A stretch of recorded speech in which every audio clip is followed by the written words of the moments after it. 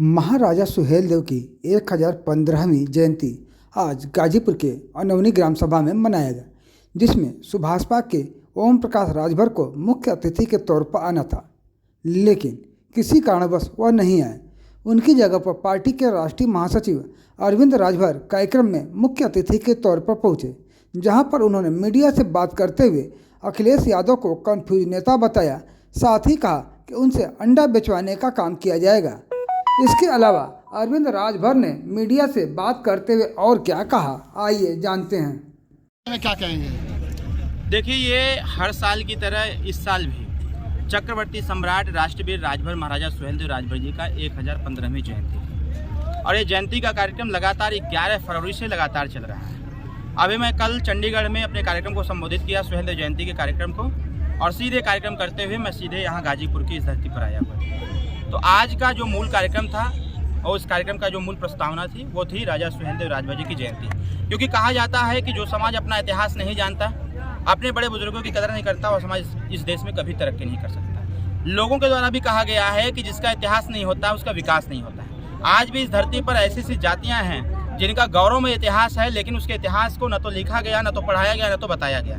कहीं ना कहीं ऐसे लोगों को भी हम लोग लामबंद कर रहे हैं कि जिनके इतिहास को दबा दिया गया, जिनके इतिहास को इतिहास के पन्नों में नहीं लाया गया, ऐसे लोगों को जगाया जाए और जगा करके उनको आगे बढ़ने का अवसर दिया जाए और उनको बताया भी जाए। पिछले दिनों पुलिस भर्ती निरस्त की गई, क्या कहना चाहेंगे? नहीं, स्वाभाविक तौर पर है। देखिए, ये होना भी चाहिए था, क्योंकि जिस प्रकार से उत्तर प्रदेश सरकार की मंशा है कि कोई भी एग्जामिनेशन हो, कोई भी एग्ज़ाम हो, उसको साफ सुथरी तरीके से कराया जाए।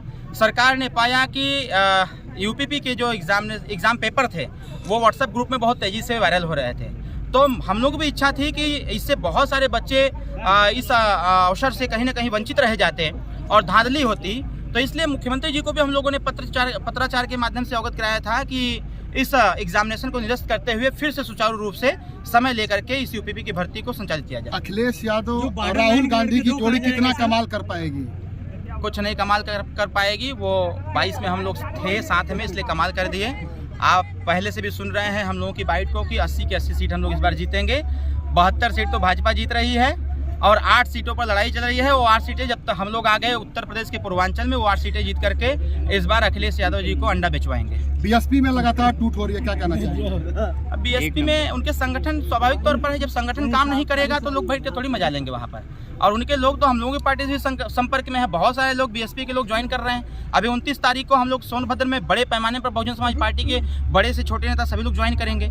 ऐसा है कि पार्टी चलाने के लिए जमीन पर उतरना पड़ता है। बहन मायावती जी नहीं कर पा रही हैं, तो उनके भी कार्यकर्ता पदाधिकारी इस चीज़ को देख रहे हैं। उनको जहाँ सम्मान मिल रहा है, जहाँ काम करने का अवसर मिल रहा है, वहाँ जा रहे हैं। समाजवादी पार्टी ने गाजीपुर से अफजाल अंसारी को टिकट दिया, अखिलेश के पीडीए का कितना असर पड़ेगा? कोई असर नहीं है। अखिलेश जी का पीडीए है कहाँ? अखिलेश जी तो खुद ही कंफ्यूज हैं कि ये पीडीए किस चीज़ का है।